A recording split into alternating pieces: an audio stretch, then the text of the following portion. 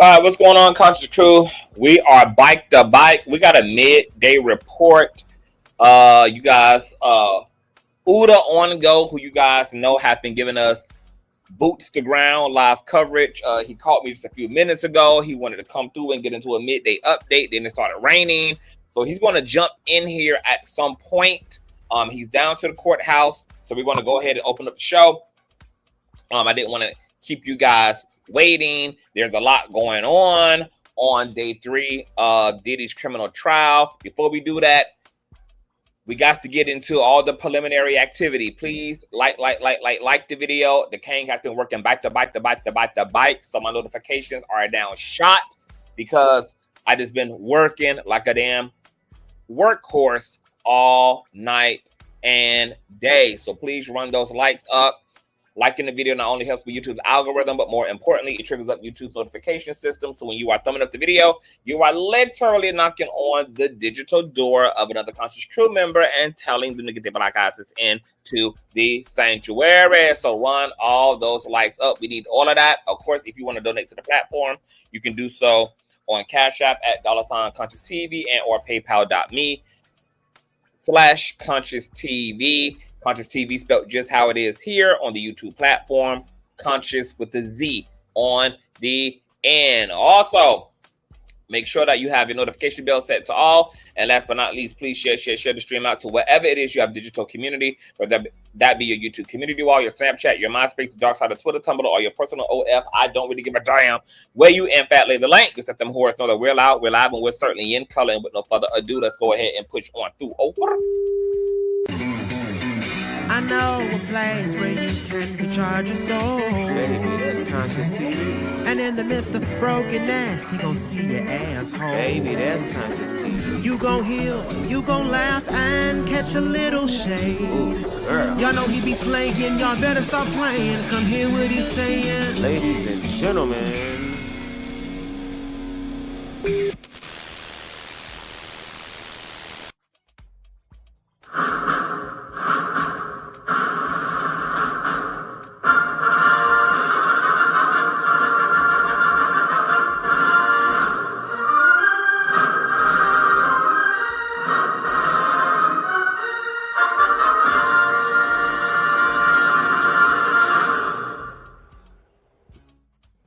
What's going on, Conscious crew? It is a lot going on. You guys know that day 3 of Diddy's trial is playing out. Cassie is to be cross-examined today. The feds have brought in David Oddi, who is an alleged S3X slave of Cassie and Diddy.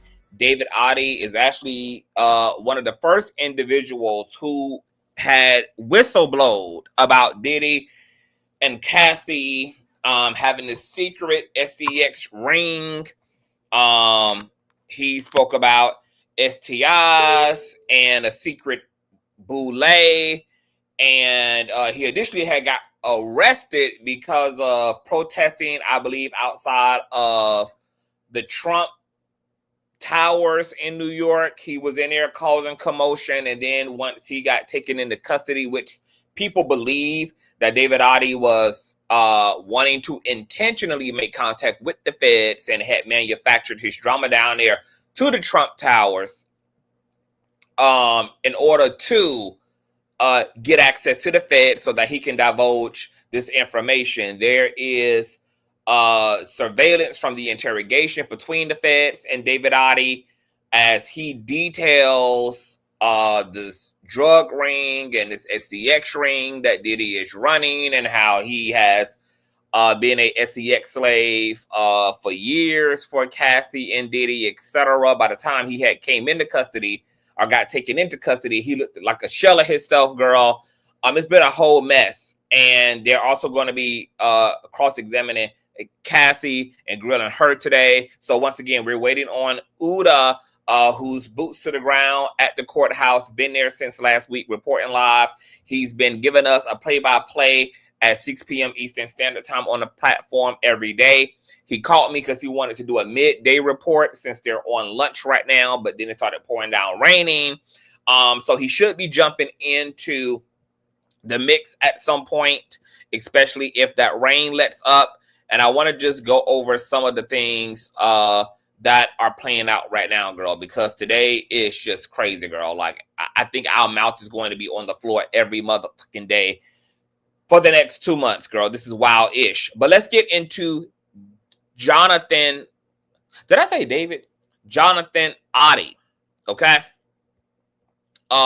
This is an article that was written up last year by the HindustanTimes.com. Okay, former corn star Jonathan Oddi tells police that he was Diddy's SEX slave in shocking resurfaced clip. Jonathan Oddi was arrested back in 2018 after allegedly ooting up one of Donald Trump's golf courses. Okay, well, there it is. Done lost his goddamn mind. And what's with all these ootings at Trump's golf course? There was an ooting, this year at Trump's golf course. A resurfaced video shows former corn star Jonathan Oddi telling cops that he had been Sean Diddy Combs' SEX slave. Oddi was arrested back in 2018 after allegedly ooting up one of Donald Trump's golf courses. The video shows Oddi. Hold on, this website is doing the most. Shows Oddi. Why is this shit disappearing? Showing Oddi being grilled by Miami investigators in the unrelated case. Quote, I had SEX with Cassie and Sean. Oddi said in the interrogation footage referring to Cassie Ventura. Quote, he would masturbate and tell me what to do to Cassie. I was like a SEX slave, okay? For them, that's what I was. Oddi even claimed that he caught herpes during the alleged encounters with Ventura and Diddy. Hold on, y'all. This thing keep disappearing. He also said he had taken liquid cocaine with them, which apparently is what pink cocaine is, you guys. Which you guys know the feds claim they found pink cocaine on Diddy's persons when he was officially arrested following his indictment. Let me put this up on the screen, girl, okay? This is the guy I was telling you about who had alleged that, he had contracted STIs and STDs behind fooling up with Cassie and Diddy, child. All right. Actually, let me blow that back up. All right, let me scroll down, see if I can get... Can we watch this on Twitter? Hold on, let me see if this link works, because it's a lot going on. And how long is this clip? Okay, this is a 2-minute clip. So check this out. This is Jonathan Oddi's initial interrogation video, girl, of him detailing being an SEX slave for Cassie and Diddy. Look like he's in a hospital gown as well, or just a cheap ass shirt. Can't tell which one it is. Puff Daddy. Yeah. P. Diddy, whatever you call it. So, yeah, go ahead. I had sex with Cassie and Sean. Basically, he would masturbate and tell me what to do with Cassie. I was like a sex slave, okay? For them, that's what I was. That's all right? I caught herpes, and I came back and I sued him for the herpes and won. But Diddy and Ross, which they good buddies, okay? They're gay. Wow, okay? He said he caught the herps. He says that both Diddy and Ross are same gender loving. Both Diddy and Ross. Diddy and Rick Ross. They're all. And DJ Khaled. They're all same gender loving. Wow. Diddy and Ross, which they good buddies, okay? They're gay. Who? Both Diddy and Ross and Khaled. They're all gay. DJ Khaled, Rick Ross, and P. Diddy? Yeah. They all gay? Yeah. Gotcha. All right. I seen liquid cocaine on track of myself, having sex with Diddy and Cassie. Okay? It's not good. He drinks all the time. All right? He calls it G kid. That's liquid cocaine. All right. I've settled $4.125 million with Diddy. I've settled Okay. He's claiming that they also settled out of court with him. Apparently, there is some receipts to that. He settled out of court. He sued them. and he received a $1.5 million settlement as a result of, I guess, contracting herpes and all of that shit. Wow. Or he calls it GJ. That's liquid cocaine. I've settled $4.125 million with Diddy. I've settled $4.125 million with Diddy. Okay, because he's scared that I was exposed. I don't want to talk about Diddy right now. I want to talk about you. Help me understand you. I mean, who? And this was back in 2018. The feds didn't even know, apparently. You know, he down here whistleblowing the whole nine. But because, you know, this is before lawsuits, this is before Cassie pulled her lawsuit. So, you know, the fans were just like, oh, this crazy, man. What the fuck is all this over the top shit? Whatever, you know, we don't really care. You know, we're here to talk about why the hell you down there ooting up Trump's golf course. And he was down there getting into the motherfucking things. Wow.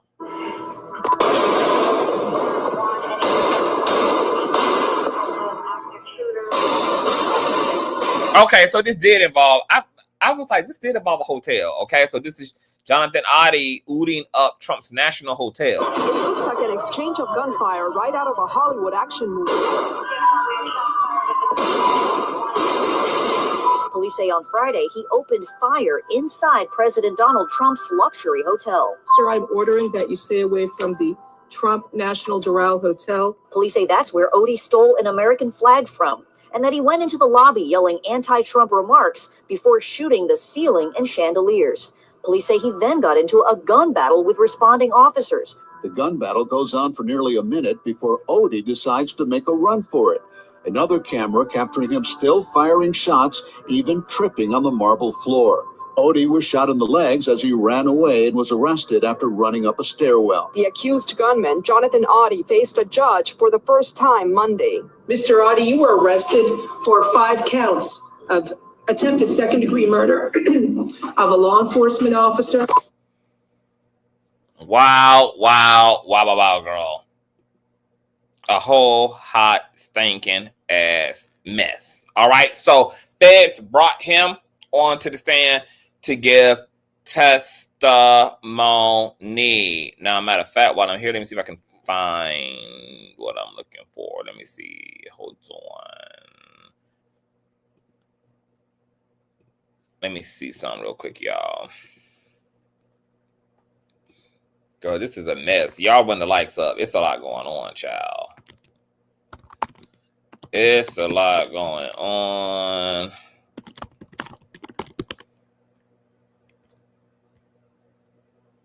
All right, let me see if I can get... Oh, I think we got a good one.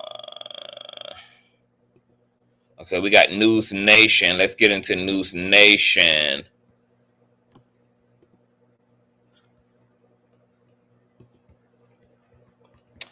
All right. Diddy paid me for S3X Trump Hotel, Oota says. All right. The Miami-Dade State Attorney's Office filed charges against Oddi for attempted felony murder of law enforcement officers, armed burglary, and armed grand theft. Okay, goes over what he, etc. Trump hotel shooter says he met Diddy in 2018, but Oddi's allegations against Combs are strikingly similar to the testimony offered by Ventura in court Tuesday. News Nation reached out to Oddi to talk about his claims and why he'd agree to talk now about his relationship with Combs and Ventura. Oddi told News Nation he felt, quote, bad because I got along well with her, Cassie, and I think she is a decent person. And I had a suspicion that she was in a situation that she was in, but I wasn't sure. And now I understand what was going on in her life and what was happening. And him beating her up in a hotel shows me the type of individual he is, and that everything that happened to me is true and correct and in line with his personality. Oddi told News Nation he initially met Combs after the rapper producer called an agency that Oddi worked for and requested a show. Oddi's comments to News Nation were similar to those he told the police in his 2018 interrogation. Quote, it was like 800 each time, Trump Hotel Oota on Diddy case sessions. Quote, I get dressed and I'm in a police officer costume. I strip down and then, you know, they offer me some more money for extra stuff. Oddi said. That extra stuff, Oddi told News Nation, included candles, a sensual atmosphere, and having the lights off. Diddy, quote, would sit in a corner on the sofa watching, masturbating, and he'd tell her, give her instructions on what to do to me, perform oral sex, rub baby oil, and he'd tell me to rub baby oil on her, perform oral sex, and have sex. Now imagine, just 2018, this shit sounded preposterous. Just in 2018, it sounded so absurd and ridiculous that nobody could really believe that it was true. And now, look at where we at. All true. Oddi also claimed the sessions were drug-fueled, noting to News Nation that after Ventura passed out during one of their sessions, the concern that either Ventura or someone else would overdose led him to capture one of their sessions on video. Quote, after she passed out, Oddi said, I decided to record that in the event anything was to happen. Like if she died or anybody died, it would be on camera, on video, what happened. I wasn't responsible for any of that. Wow. So he captured Cassie unconscious and has video evidence of that. Quote, I put it on the table and filmed the entire session. So he has the entire freak off on camera. I had it transcribed. They had been threatening me. But he, as in Diddy, would tell her what to say. Quote, the sessions came to an end after Oddi argued with Combs. He told News Nation that, quote, when I left, I knew they were paranoid. So I wanted to guarantee my safety. So I said, I text them. I said, if anything happens to me, I have evidence of being with you. Wow. Okay. So he also recorded this shit, not only to protect him in terms of liability if something happened to Cassie and she overdosed, but also to have some immunity in case, you know, they would try to take him out in order to suppress the truth that he now knew as being a firsthand participant in things that the public had no idea was going on behind closed doors.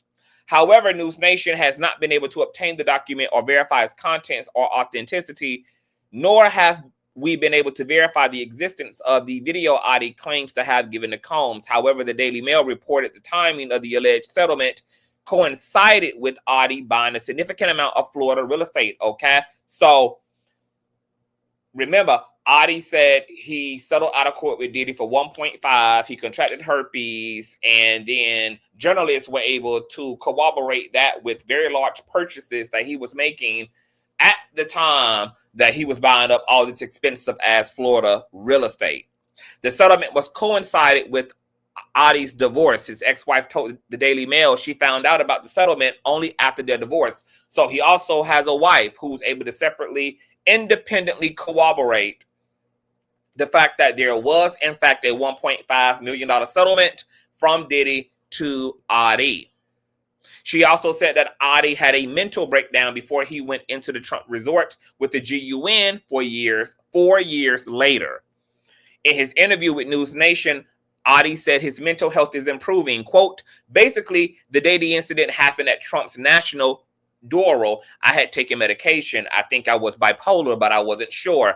I had an episode, and basically I had been taking my medication every day, and I've been stable. I had no issues in jail. I have no bad incident behavior in jail, and I'm feeling ready to come out in society and be a productive member of society.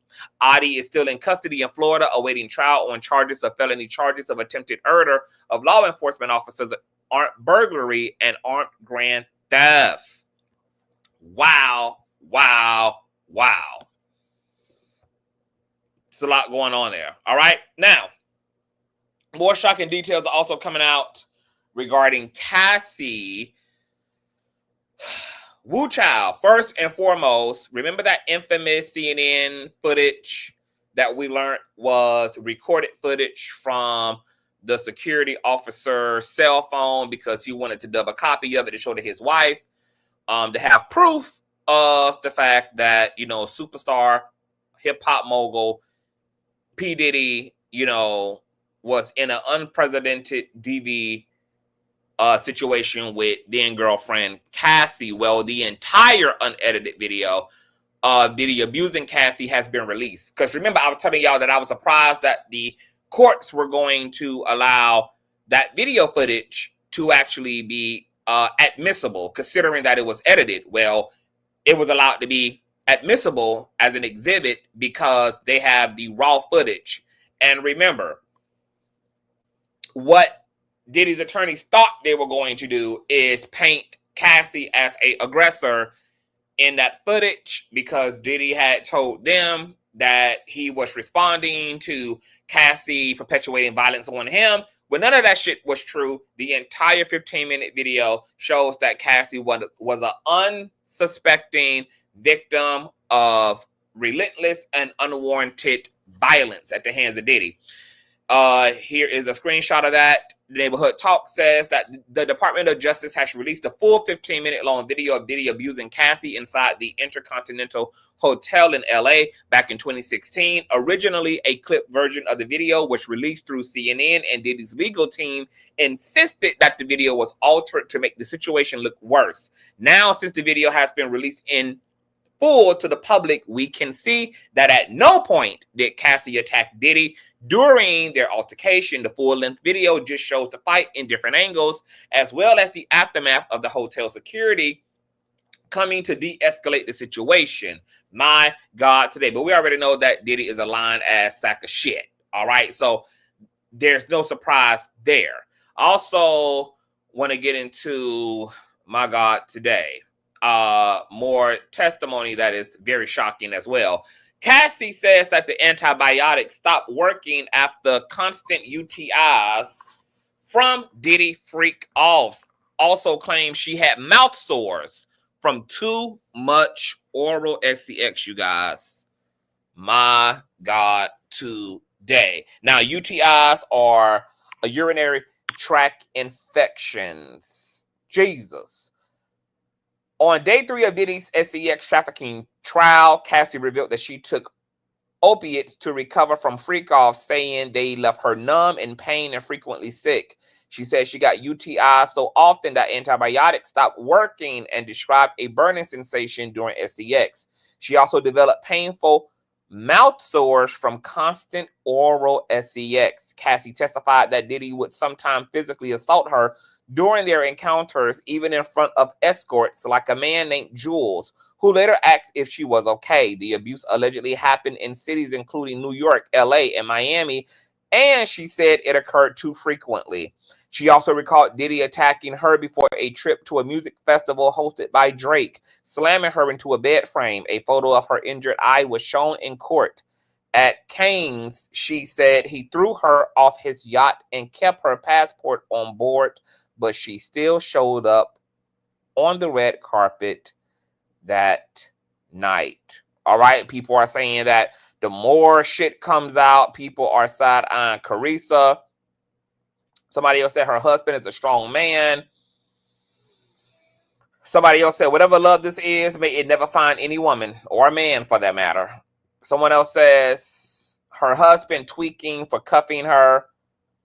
If her marriage survives this, her husband should compete in the world's strongest man competition. Her husband knows all the details. Remember, he was hired by Diddy to be a personal trainer to Cassie. So ain't none of this shit surprising. He probably knows even more than we do about the details of everything that played out. He ain't going nowhere. Someone else says, I'm convinced that Diddy is definitely the cousin that Ye was talking about. As someone that works in behavioral health, trust me, walking away in those type of situations isn't that simple. Some people don't make it out alive, or trying to walk away. I promise you. Very fucking true. Okay? Man. Lots going on. Let me see if there's anything else here. All right, boom. Let's get into some live coverage. Then we're going to get into some updates courtesy of NBC News. And then we're going to visit Inner City Press, who is doing their fair share of, giving us a play-by-play of what's taking place on the stand, child. Cassie in the hallway of this hotel. Whether or not that was the kind of prosecution's, smoking gun, so to speak, or are they putting too much of their eggs in that evidentiary basket? What do you think about that question? What side do you come down on that question, Nima? Well, I'm a former prosecutor, so I'm usually going to side with the prosecution. I think there is a reason why they are putting all their eggs in that proverbial basket, because that video does not lie. It cannot lie. And we've been discussing this case for a year and a half, Andrew. When that video came out in May of last year, I mean, it was so powerful that Combs had to finally apologize publicly. And even the defense in this case, they're really tailoring their entire strategy around this video. They are admitting physical violence. They've said that Combs is essentially guilty of domestic violence. Now, maybe that's not conceding a whole lot because he's not charged with physical assault or domestic violence in this case, even though it can be a RICO predicate act. But they're trying to draw this distinction between physical force and sexual assault. And I'm not sure the jurors are going to buy it necessarily, because they're saying that this was a mutually violent relationship. I'm sure they're going to really bounce on Cassie's own words today that she was insanely jealous. I expect to hear testimony that she too was violent and that this was essentially mutual combat. But, you know, to the extent that we're talking about Cassie having a black eye, you know, being dragged by the hair, bottles being thrown at her, I don't think that's anything that any human being can consent to. We're watching TMZ video posted online of Cassie Ventura's partner and husband, Alex Fine, walking out of the courtroom there, as you can see. He was with his pregnant wife just today there in Lower Manhattan. In the meantime, though, Nima, I have to ask this. So the defense's argument goes as follows. Yeah, Diddy may be a jerk. He may be a sexual deviant. He may be into kinky sex. Those aren't crimes. What do you make of that? What would the jury make of that argument? It's a good argument because really all they can argue is consent here. I mean, that's what separates sexual activity between consenting adults from sex trafficking. And they have to admit the physical force because it's caught on video. So when you're talking about consent, and this is something that we see in a lot of domestic violence and sexual assault cases, you have someone like Cassie Ventura that remained in the relationship for many, many years. When they broke up, she chose to leave on her own. So the argument is that, well, you know, if you're really being raped, if you're really being sexually assaulted, why did you continue to go back? The prosecution tried to elicit some of that testimony on direct, and it's true that Cassie loved Diddy, and she would perform these sex acts, both because she loved him, but also because she feared him. And we're going to hear from an expert witness that's going to talk about the psychology of abuse. And, you know, I've tried many cases involving sexual assault and domestic violence, and jurors often tell me afterwards that they know of someone in a toxic relationship and with an abusive partner, and they understand why maybe someone would choose to stay, even though they would not, or you and I would not. That is part of the cycle of abuse, so it's not surprising in this case. So is another kind of arrow in the prosecution's quiver going to be the juxtaposition between Cassie's life then and Cassie's life now? Do you think they're going to make that distinction? And will it sway the jury, so to speak? I think so, even if not explicitly, because her life now isn't necessarily relevant, but people are going to see that she's about to give birth and that she is in a loving relationship right now, and she has healed from this past trauma. And it really, you know, when we're talking about what can someone consent to, you know, can they consent to? Here's the reality, though. Cassie did a walk away, and she walked away without repercussions. Nothing came of the man that she ended up being with, which is the trainer. She went on to live her life. So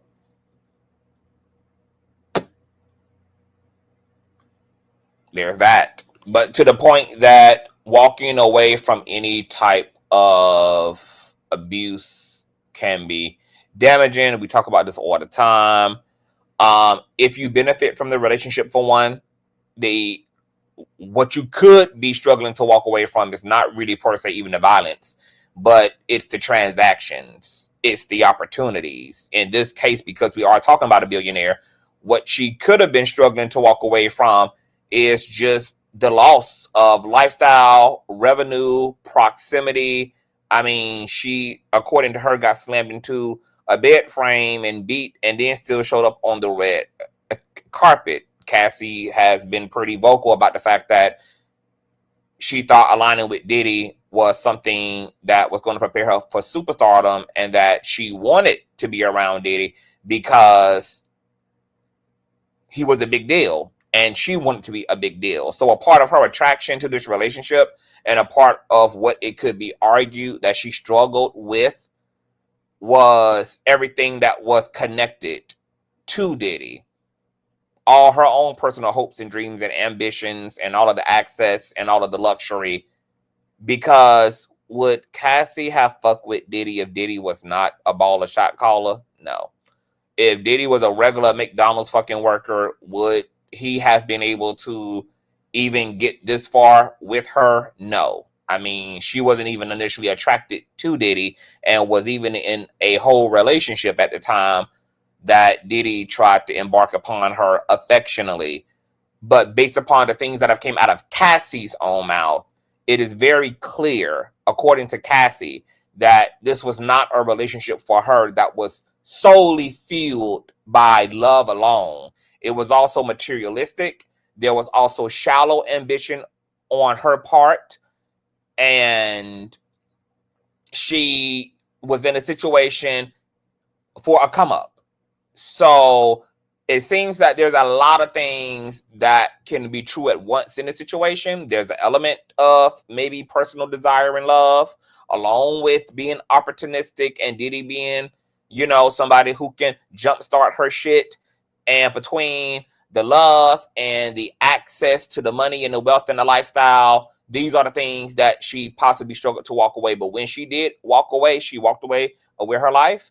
And there was no consequence unto her for walking away. And Diddy went on to thank her in award shows for holding him down. And he went on to be with 12 other damn women. And she went on to get married and have 3 babies. And life was what it was. And that's probably something that she too had to dissolve in order to break away from Diddy. Was to let go of him would not only be to free myself from the abuse, but I would have to be ready to go back into a regular life. I would basically have to be ready to kind of start back at ground zero. I would have to be willing to let go of the private jets, the red carpets, the exclusive access. I would have to be willing to let go of the expensive handbags, all of the high-end living. I would have to be ready to let go of all of that shit too, because all of that was also informing her attachment and her persistency in making him happy, doing the things that, you know, he wanted to be done, etc.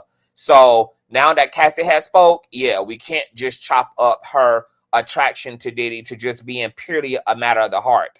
It was something that was fueled by a lot of other things. And hell, I'm gonna take it one step further, because as somebody who deals in this realm of helping people to dismantle their reality, you know, helping people and advising people on their relationships and personal development, I wouldn't be surprised if the truth is there was really no love at all, and that Cassie is attaching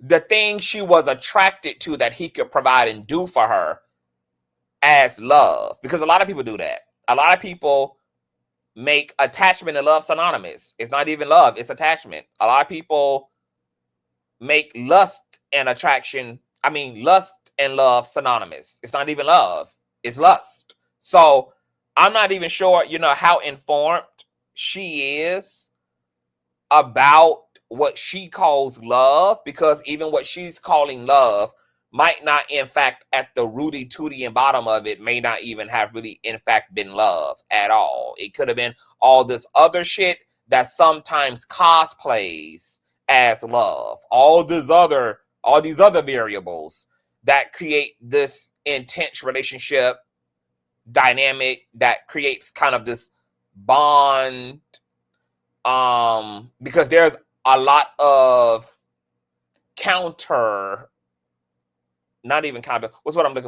there's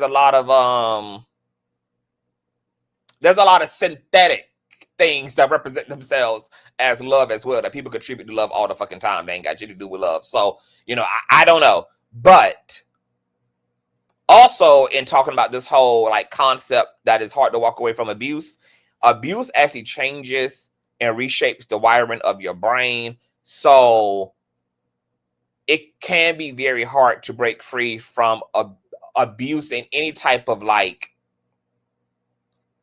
indoctrination, any type of like psychological grooming, etc. can literally rewire a person's neurological makeup.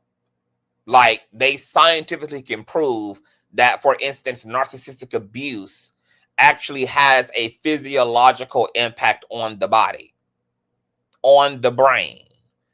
Also, we know that there's a whole nother chemical and physiological component to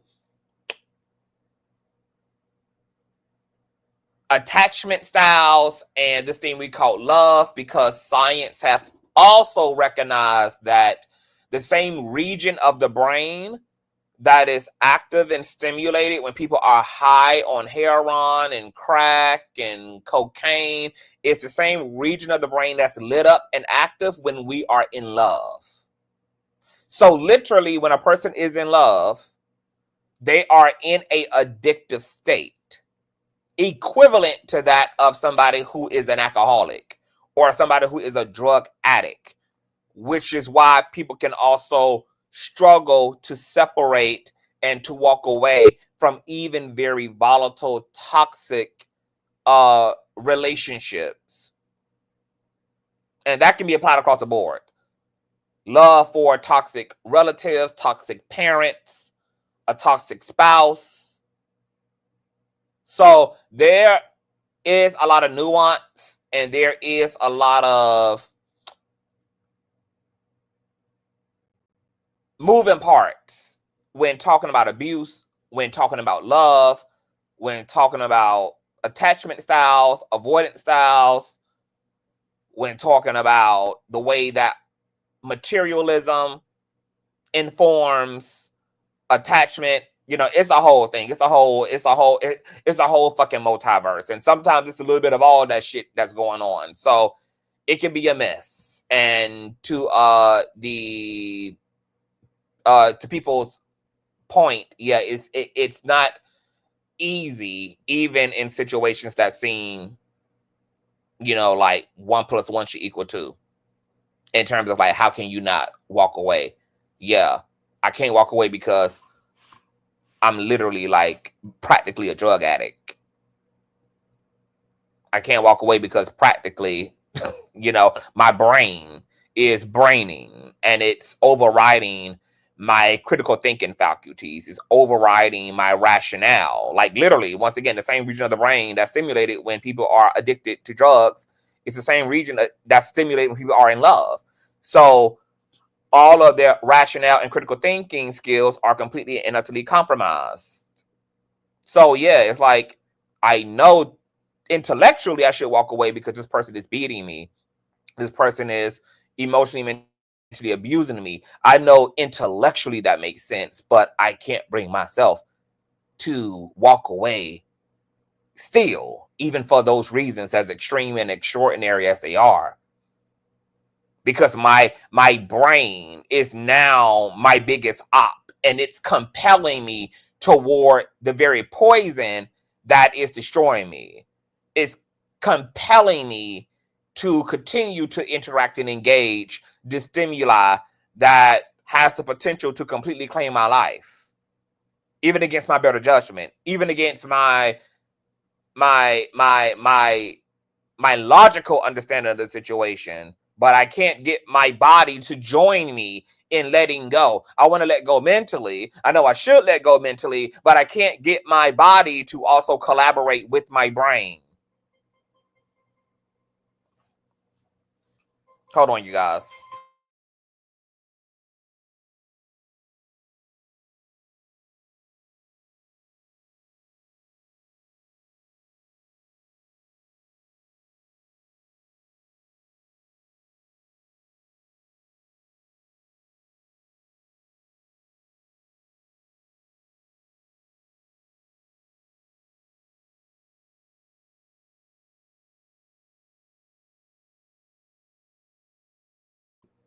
All right, y'all, I'm back.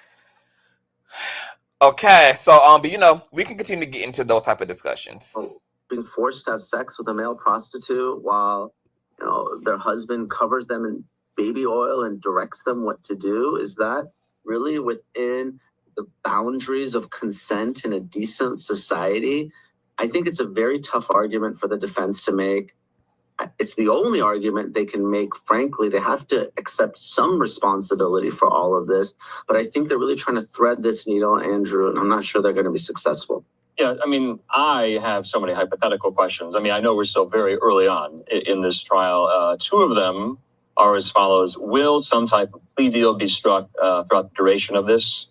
Or will Diddy testify? Will he be called to testify? Will the defense put him up to testify? Those obviously remain to be seen. What other questions do you have? I know we're early on in this trial, Nima. Those are two of the biggest questions. I'll answer them, and I'll come up with some of my own. You know, will there be a plea deal? I think it's unlikely, and this is why. There's really not any type of deal that the prosecution is going to offer that will not result in significant prison time for Combs. He obviously was trying repeatedly to get out on bond. Here's someone that doesn't want to spend any time in prison. He's not some sort of career criminal in terms of his criminal history. Okay, to Miss Barnum's point, as a DV survivor, I say learn to lead the first time. That is going to be the easiest time, you guys, to leave a destructive, abusive relationship. Is going to be the first time.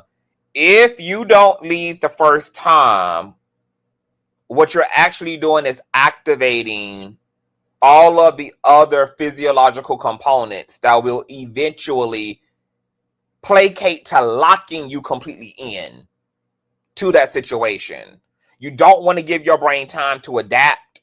You don't want to give your body time to adapt, because the more you disregard the abuse and you continue to take your chances on the relationship, the more you are inadvertently arousing all of the components that are going to try to permanently lock you in to that situation. So the first time is going to be the easiest time there is to leave. So to Miss Barnum's point, that's when you're going to have to strike. That's when you're going to have to make your exit. That's going to be the easiest time to do so. It's the first time. After that, you're playing a very dangerous game, and you're going to make it very difficult for yourself to finally leave, if you even get the chance to do so, because not everybody leaves with their life. And sometimes if people don't lose their life, what they can lose is the quality of their mental health. People have stayed committed to abusive relationships and then got washed and rinsed by their abuser, who left them high and dry for someone else, or after the abuser dried up all the resources, completely turned the victim's life completely upside down. And now that person is left as a shell of themselves. That person also can develop mental health issues. We talk about the hereditary component of mental health issues, but trauma can also arouse and manifest mental health issues too. If you allow yourself to be put through too much shit, if you allow yourself to consistently be done wrong and mistreated, you can develop mental health issues you never even fucking had. You can develop schizophrenia. You can develop bipolarism. You can develop chronic depression. You can develop a chemical imbalance and now have to be medicated and retain mental health services. So if you don't lose your life, you can end up losing the quality of your health, the quality of your overall health, your mental health, etc. There's a lot of things that are at stake when you plant your feet and commit to negative, abusive, destructive situations. So please get out as soon as possible. And the clock is ticking, and it matters when you leave. That makes a difference in life or death. And being incarcerated. He's fought charges before and won the New York nightclub shooting case. And he really has unlimited means. And, you know, when people talk about these high profile cases involving celebrities, and sometimes people think celebrities get a pass, but I can't imagine the Department of Justice giving any type of deal that doesn't result in at least double digit or 10 years in federal prison, because there's so many eyes on this case. Imagine the uproar if they gave away the farm by offering him probation or... Jackie asked me, what advice do I give for the abusers? I mean, it's the same advice, to get help. The thing about abusers is that they're less likely to get help. So the person who's the most savageable in the situation oftentimes ends up being the victim.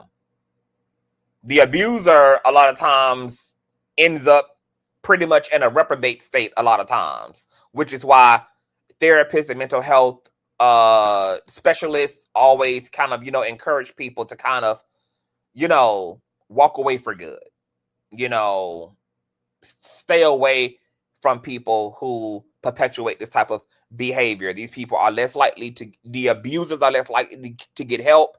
They're less likely to be reformed. Of course, you know, not all abusers fit this bill, but, you know, this is a general broad statement. So, you know, the abusers also should seek help, but oftentimes they do not. The person who tends to be the most recoverable is the person being victimized in the situation, because they're on the receiving end of the negative stimuli, while the abuser oftentimes is benefiting from being abusive. They're the ones living like a goat. They're living off the hog. You know, they're navigating their whole life and accumulating all of these wonderful resources by being manipulators and being narcs. And so they're just less likely to walk away from all of those positive benefits of being an asshole and being a fucking maniac. So the person who can be appealed to the most is the person who is not benefiting from the relationship, the person who's falling apart, the person who's losing it all behind this person and this engagement, etc. But the abuser should be seeking help as well. But once again, they're less likely to actually seek reform. And Diddy is a prime example of that. You know, someone who continued to double down. Tory Lanez is a prime example of that. Someone who continued to double down. R. Kelly is a prime example of that. Someone who continued to double down. Donald Trump is a prime example of that. Somebody who continued to double down. But look at how they all benefited. Look at how they all benefit from being the way they are. One maniac was able to become the fucking president by being a violator, an alleged abuser, 34 convicted felon, broken the law. Why would I give up being out of my mind? I'm benefiting. Look at R. Kelly and Diddy. Multi-millions, got women basically throwing themselves at them, willing to be subjected to God knows what because of their access. So they have no incentive to have to change, because oftentimes the abusers are the ones benefiting from the abuse. So the only person you end up really being able to have the potential to save is the person who's actually being victimized. But of course, the fucking abuser needs just as much goddamn help, if not even more help, than the victim does.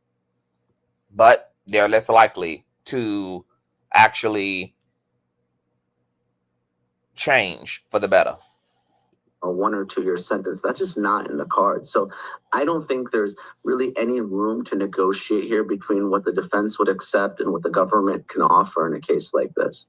With respect to Combs testifying, I don't think it's going to happen, but I don't think we know yet. It's really going to depend on how that cross-examination goes. If indeed they're able to beat up, and this is obviously metaphorically, Cassie and victim 2 and 3 on the stand, and they think they've made a strong enough case to poke holes in their testimony and raise reasonable doubt, I don't think they'll put their client anywhere near the stand, because imagine the questions that are going to be thrown out at him. I mean, prosecutors will be, licking their chops for something like that. That's what you live for if you're an assistant U.S. attorney. The other question. Okay, we'll get into this alleged new development, but Tory Lanez accidentally shot her. I mean, hey, if they think that that's going to work, yeah, right. That actually sounds just as convoluted and ridiculous as Tory just not even testifying at all. Like, it's nuts. But Lucius, can you send me the tea? Send me the tea. Send it to my DMs on Instagram and or email it to me at Consciouztv, like wherever this is being reported at. Send it to me, so I can come back and we can get into that. I'm very interested. Somebody said earlier that it was somewhere on Twitter, but I'll check that out. What I have is, victim 3, the government talked about her. She disappeared for a while last week. This is a former employee. R. Kelly is on tape, Cynthia, pissing on an entire minor who also testified against him as a grown-ass woman, which resulted in his ass also being in prison, sugar. I'm so sorry that you don't know that. Of Combs, is she having cold feet? Was she potentially paid off? And the reason it matters is, you're the government, you really want to support the testimony of Cassie Ventura with other victims who are telling the same story. I'm not saying that Cassie's testimony isn't enough, because the law says the testimony of one victim is enough, but sometimes jurors have a tough time believing one victim. That's why if you see in cases like Bill Cosby or Harvey Weinstein, you really see the government putting on victim after victim, R. Kelly, who are telling that same story. That's how you overwhelm the defense. So the question I have is 2 or 3 victims, is that enough to get a conviction here? Should the prosecution have maybe put on more, 5 or 6 victims, when you know where they're probably upwards of 100 people that are raising these types of allegations? Did the government go all in on Cassie Ventura in this case?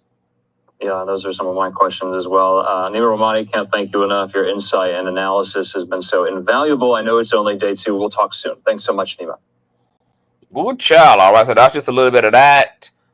Also, we'll get into NBC News, who's giving a play-by-play update on the situation. Let's get into some of this here, girl. Sean Diddy Combs trial live updates. Cassie testifies that she was blackmailed with freak-off S3X tapes. All right, Cassie returned to the stand today for more bombshell testimony as the government's highest profile witness in the trial against Sean Diddy Combs. Combs' ex-girlfriend testified today that she was frequently physically abused by the rap mogul, suffered multiple medical issues as a result of constant freak-offs, the drug-fueled orgies allegedly orchestrated by Combs, and that she was blackmailed with S3X videos. The jury was shown security video showing Combs assaulting Ventura. Ventura was asked in court how many other times Combs had thrown her like that. She said too many to count.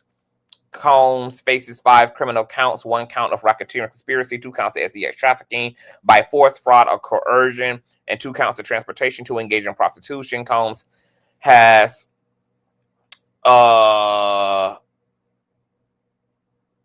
vociferously denied the allegations against him. There's a live briefing that may include graphic descriptions of sexual violence, etc.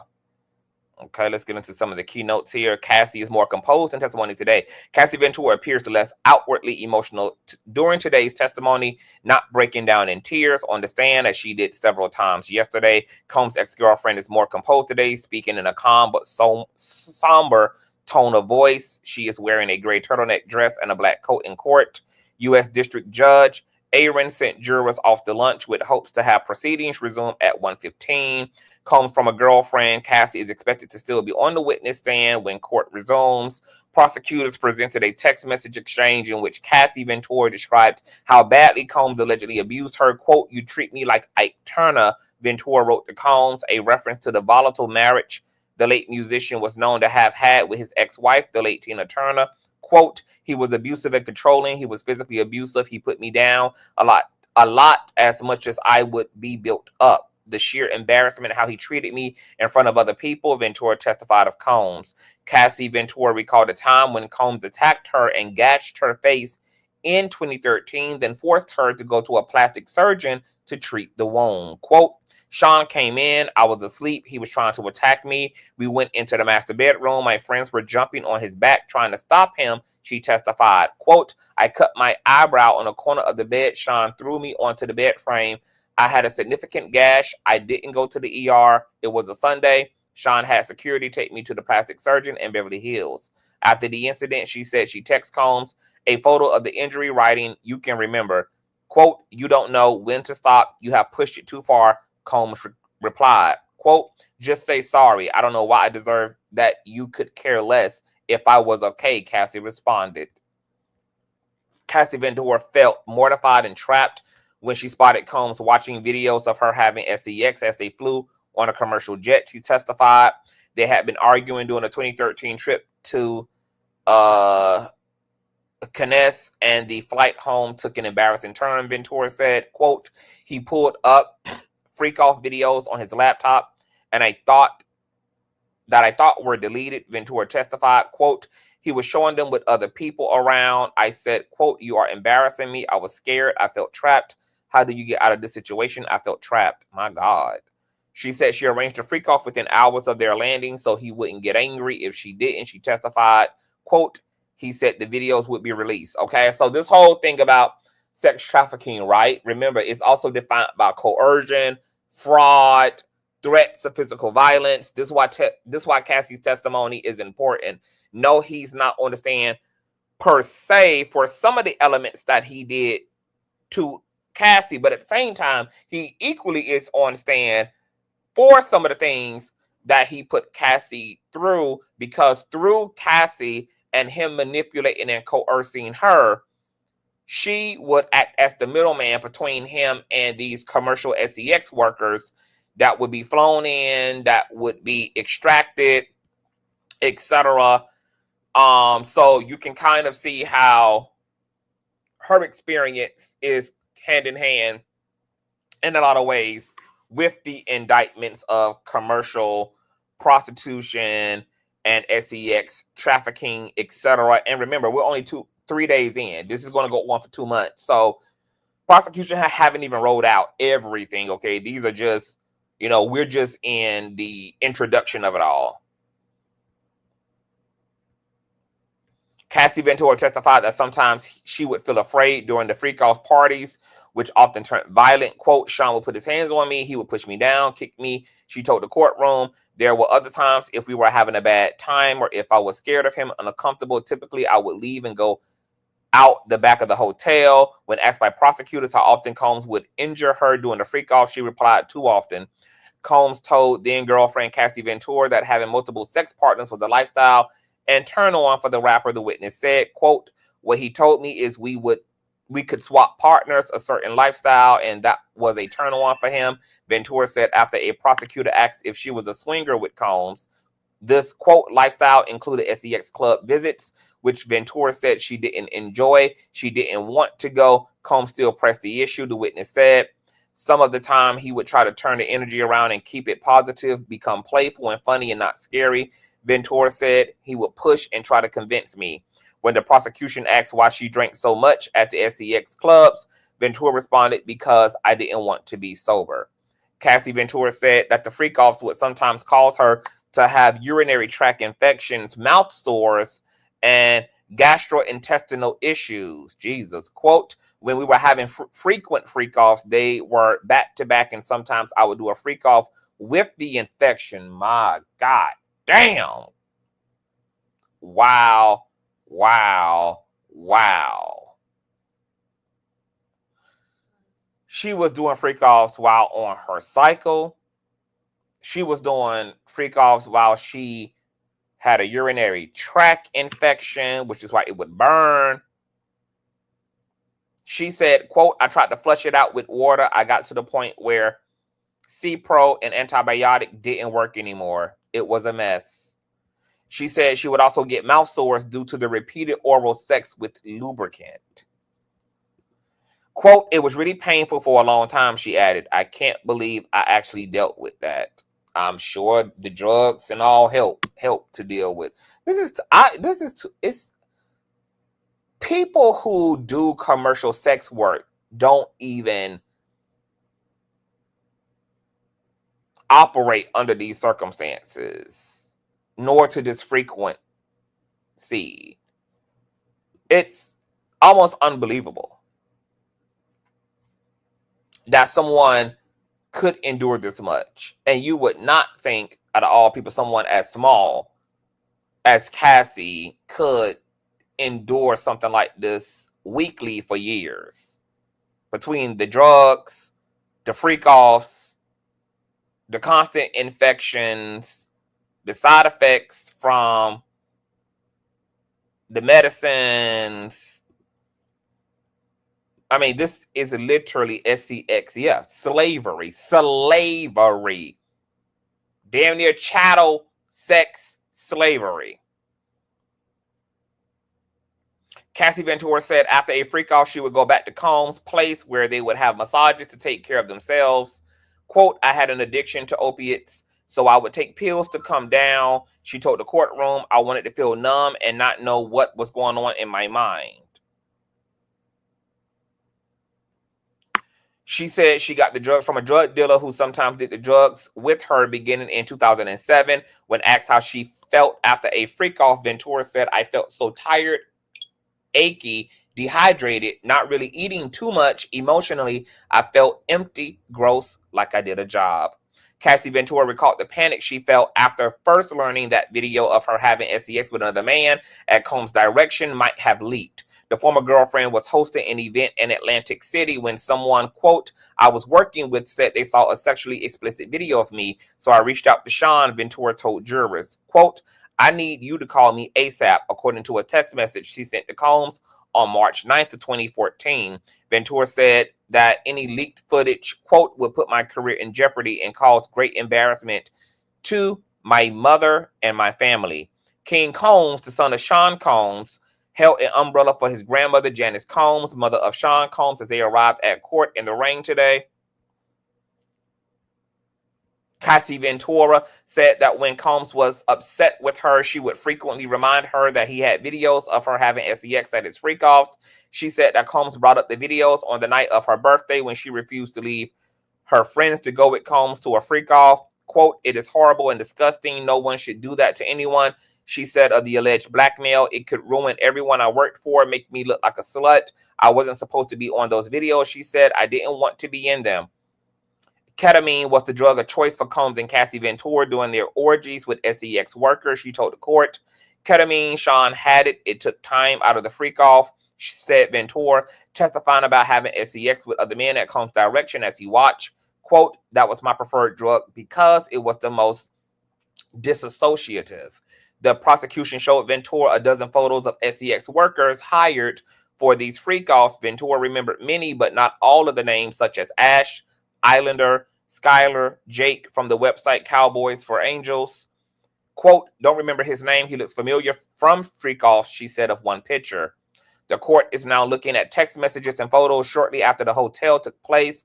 Cassie Ventura said she had to attend the premiere of her movie, The Perfect Match, with bruises on her face and body. She said she thought at the time Combs was sick to think that it was okay to do that to her and wanted him to stay away. The court was also showing a photo of Ventura and Combs smiling at the premiere. She said she had a change of her outfit to cover up bruises on her legs and needed to apply a lot of makeup to cover her black eye and fat lip.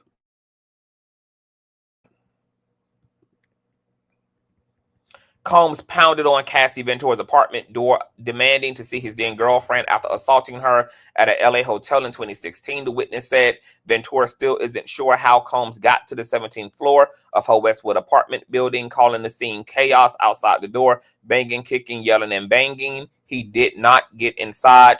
Cassie Ventura described how Combs lost control during the 2016 meltdown in a LA hotel hallway, hurling a vase that just missed her. Quote, "I don't remember exactly his words," she told the court. "I'm sure he was calling me something other than my name." Security was eventually called, but Combs allegedly made himself clear that Ventura wasn't free to leave on her own accord. The defendant told Ventura, quote, "that I wasn't going to leave him, that I couldn't," according to Ventura. Before Cassie Ventura retook the witness stand, prosecutors and defense lawyers clashed over how much notice each side deserves about upcoming trial strategy. Assistant U.S. Attorney Maureen Comey was notably angry as she lashed out at the defense for allegedly not turning over exhibits it was planning to use to question Ventura. Quote, "We don't want a trial by ambush."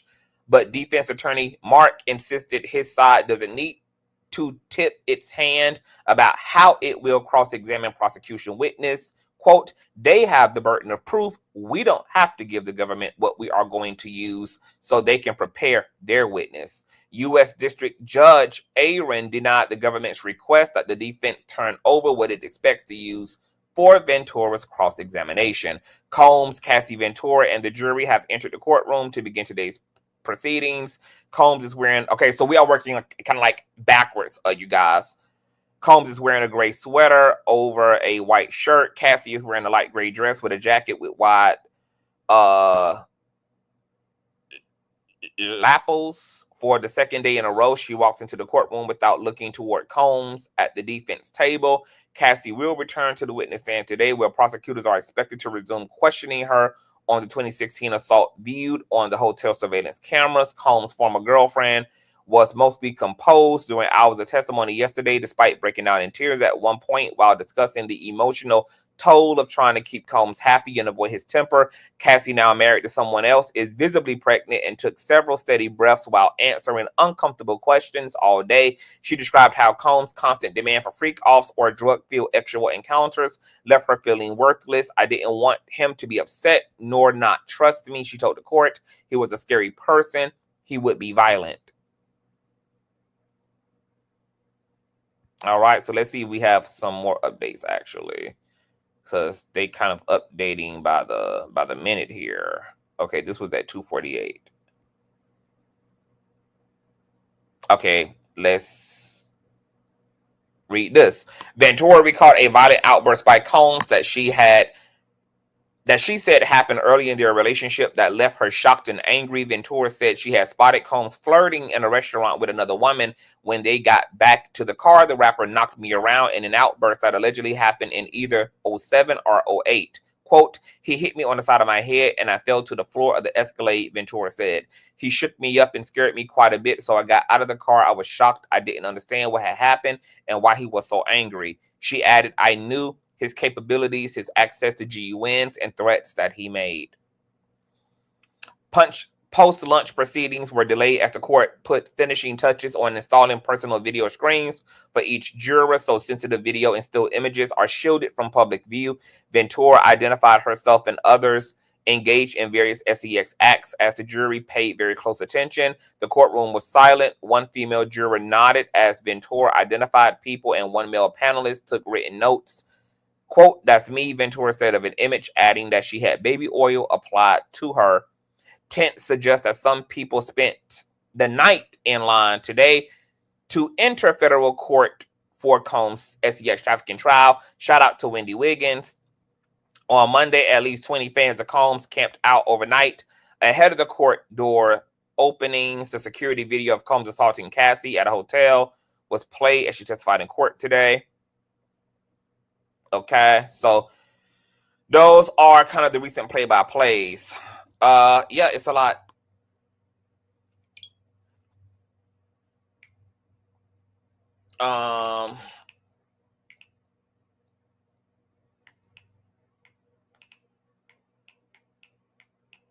It's a lot. It's a lot. It's a lot. It's a mess. You know, I know that there is some attitude that, you know, right now people believe that kind of Diddy's attorneys kind of have the lead on this thing, but I actually don't feel that way. I feel like prosecution so far is doing a great job at establishing Diddy as a maniac, as an abuser, as someone who was sex fueled and sex craved and is irrational and unintegral. And once again, remember, they just have to convince the jury beyond benefit of a doubt. They don't have to convince a jury 100%. They just need to paint Diddy in enough of a way that even what they can't prove objectively, the jury can consider to be the facts just by persuasion and convincibility, considering all other, you know, circumstantial commentary and elements of the story. Yeah, I feel that they are slow burning too. There's a lot of footage to be played. There's a lot of sex workers coming into play. So we know prostitution was something that obviously has taken place. That pretty much has been, you know, verified at this point by Cassie, by the male escort.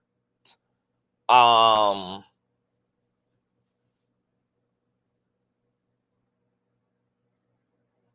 am going to be interested to see how they crank up the S3X trafficking. Matter of fact, let me look up again.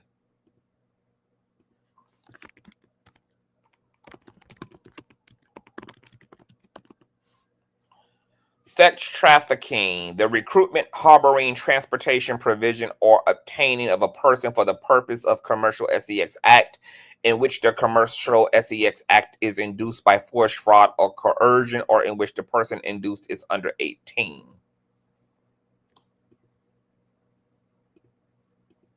Let's see here, because that's going to have to be a selling point for them, is to prove fraud, coercion, and force.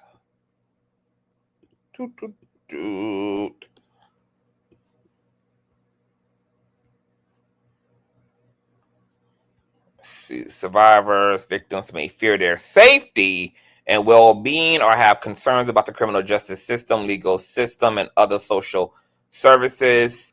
So here's another thing too. We haven't really thought about this. Cassie herself could be a component because they were trapped. Oh, now it's coming to light.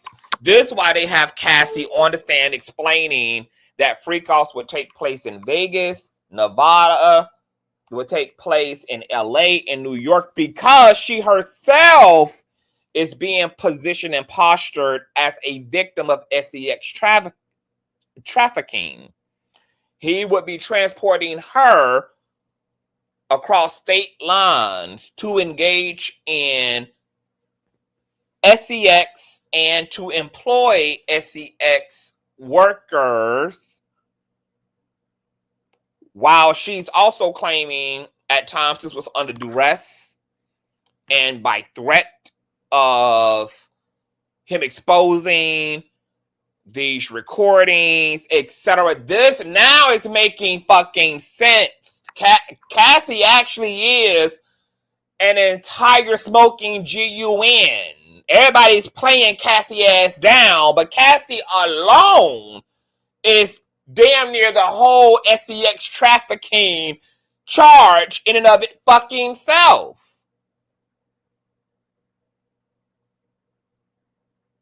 They also should have charged Diddy ass with some type of gender-based abuse that's now on the books, when violence is particularly targeted toward female or woman. I feel like there's a lot of shit Diddy could have actually been charged with criminally, just with Cassie's involvement alone. But Cassie single-handedly is the fulfillment of the SEX trafficking indictment all by its fucking self. That's why they're being clever and intentional and strategic and making sure she talks about where they all had sex across the country, them employing sex workers in various parts of the country, engaging in prostitution, these transactional paid, escorts, etc. My God, today. So we can reverse some of this verbiage. Really, the reality is he is being charged for what he also did to Cassie. He's just not being charged for what he did to Cassie alone. But he is, in fact, being charged for Cassie. And all of Cassie's experience has all of the working elements of all of the indictments and superseded indictments that he's charging. The force, the coercion, the transporting a person across state lines for the intent and purpose of sex by way of coercion, threat, fear, manipulation, extortion, etc. All of that shit is wrapped up in Cassie's whole relationship. Oh, yes. Remember, Crystal, 50 Cent said, remember 50 Cent said he saw a tape. This was before the shit went down. This before lawsuits and everything. And he confronted Diddy about, this, and he called the footage disturbing. Now, if a nigga who'd have been shot 97 times and got 9 lives like a damn cat and done seen the harrowing streets of New York and then seen the worst sides of gang activity, is literally calling SEX footage disturbing. Shit had to be pretty motherfucking bad.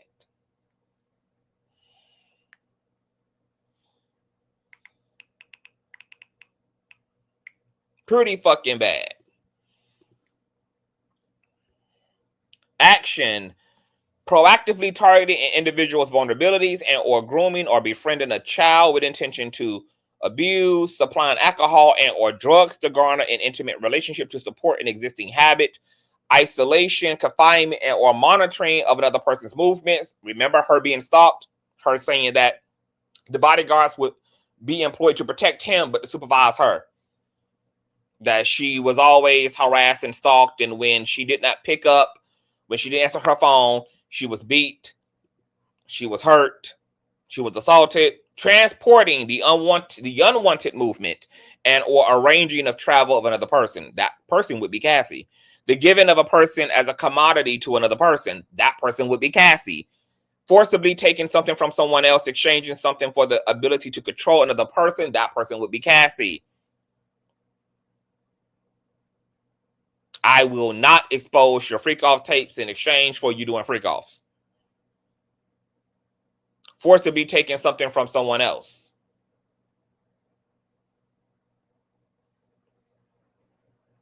Taking her phone. We can see him even in the footage. Beating her. Taking like what she had on him. I mean, like what she had. A backpack or whatever it was. A purse. Whatever it was that he took from her persons. Holding her career over her head. Her livelihood over her head. Offering something of value in exchange for SEX, such as housing, food, clothing, which Diddy allegedly did. All those things to Cassie. Physical assault, sexual assault, isolation, and or confinement. Why they didn't charge his ass with false imprisonment as well? I mean, it's like, there are like a trillion things Diddy could have been charged. I mean, I would have threw the whole fucking book at Diddy. The whole book.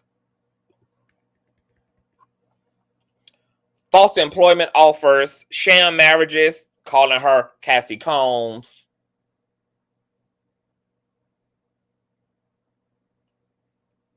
Building her up, making her believe that there was going to be some positive outcome, some fruitful outcome to all of this.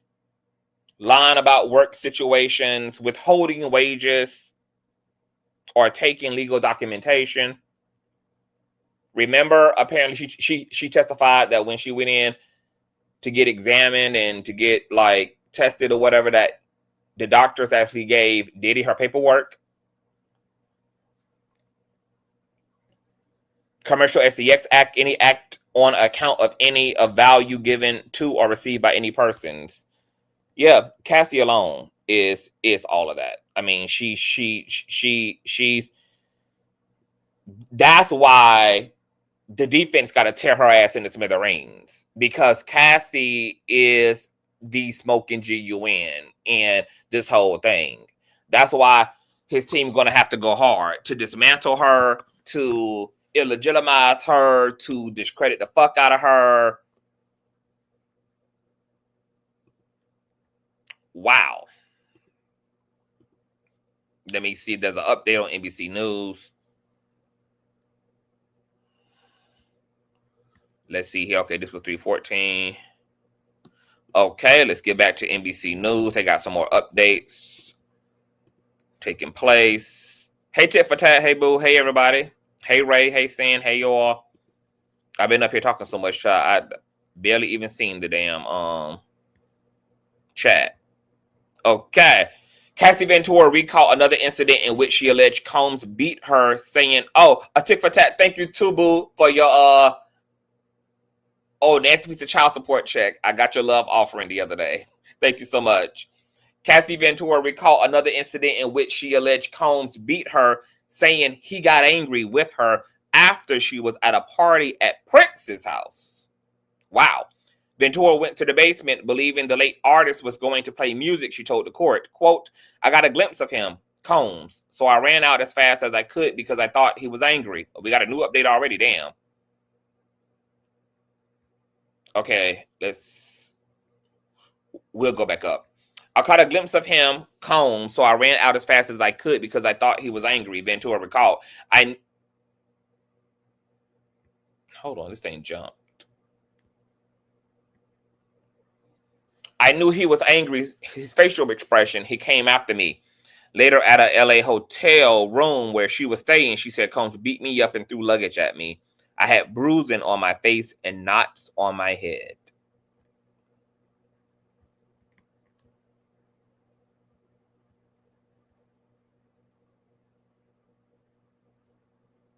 Wow, there are like literally updates by the minute here, you guys. Cassie Ventura told the jury that she went to see her mother in Connecticut after allegedly being physically beaten by Combs. Ventura said she raised her shirt, allowing her mother to take photos of the bruises to her lower back and butt, along with wounds on her right thigh. I believe I told her this was the first time, and I didn't tell her about the freak-offs, Ventura said in court, adding that she felt... Hold on, why is this thing jumping like this? Hold on, let me just refresh the whole damn page because it keeps jumping me out of my spot for some reason. Okay, let me see here.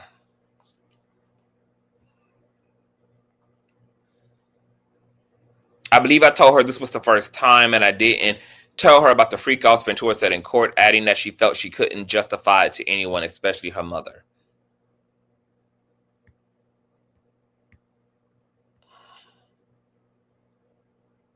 Ventura recalled a violent outburst by Combs that she said happened early in their relationship that left... Oh my God, this thing about to get on my nerves. It's about to get on my nerves real bad. Hold on, y'all. Oh, okay, I actually read that already anyway. Wow. So her mother bear witness to this. Escorts bear witness to this. Surveillance cameras proved the DV episodes, and She just experienced long-term, consistent abuse and exploitation through the entirety of their relationship. Well, where's her dad at? Right, I have no idea. Have no idea where her dad is at, y'all.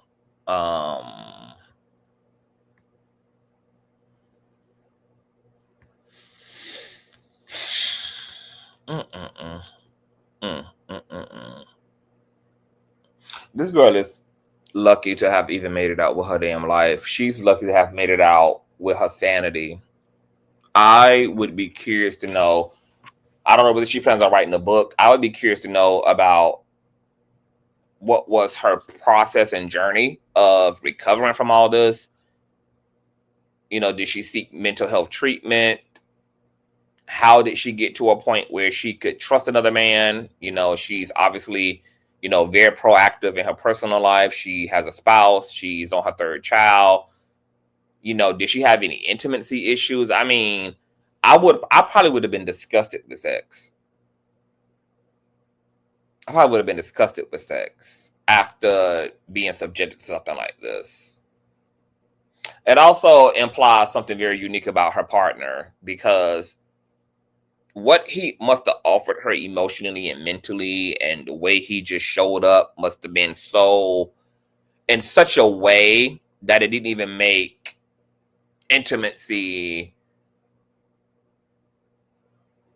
a rotten thing.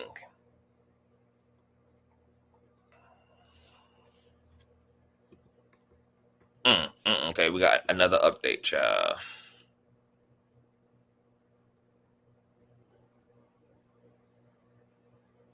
Okay, no, we read that already.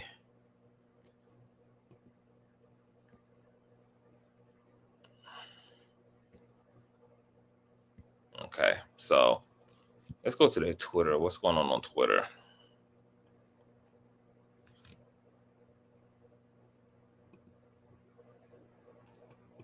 What's your name?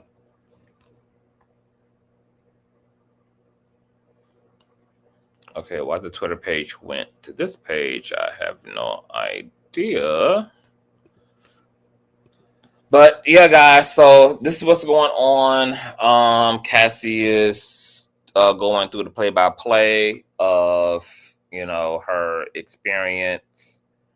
Oota was supposed to pull up, but it started raining, and then he probably had to eventually go back into court. So we're going to come back and see you guys at 6 p.m. For a play-by-play, especially, you know, regarding the Jonathan Oddi situation. I just wanted to come and give you guys a little 1-2-1-2. So keep your notifications posted. We got Megan Thee Stallion drama going on. We know Tory Lanez was stabbed 14 times. Baby, all hell breaking loose. All hell is breaking loose. So we're going to get into all of that. Once again, you guys, I'm working back to back. So you guys are going to have to like literally thumbs up the videos so that you can get notified, because I'm blowing out the notifications. You guys are going to also have to check the platform manually, because YouTube is not going to always notify you, especially that I'm working back to back. So please run those likes up. Run them likes up. I need all of that good stuff. We'll see you at 6 with Oota. I'll return back to get into Megan Thee Stallion. If you enjoyed yourself, please give me a thumbs up. It don't cost you nothing. Please share the content out. And if you enjoyed yourself, obviously show some love to the Cash App and to the PayPal. All information is in the description box below. Email me all the tea. Shout out to the street committee who keeping me informed on all things, girl, because as we talk about one fire, another fire breaks out. And so, you know, just shout out to all the street committee who just sending me everything through email and DMs right now. I love you guys. Down bootz. I appreciate y'all so much. And any questions, you know, put them in the comment section. Tell me what you guys think about the things that are playing out. And of course, we will continue to have very nuanced discussions about, you know, the elements of this Diddy trial and these dynamics of power and abuse and the things are the things are the things. I want to kind of get into some of the metaphysical conversation around some of the sexual behavior that's taking place between Diddy and Cassie, because I believe some of that is ritualistic. So we'll unpack that as well and all of the things. And I'll see you guys in about 15 to 30 minutes. All right. Check the platform manually. I'll see you guys later. Peace.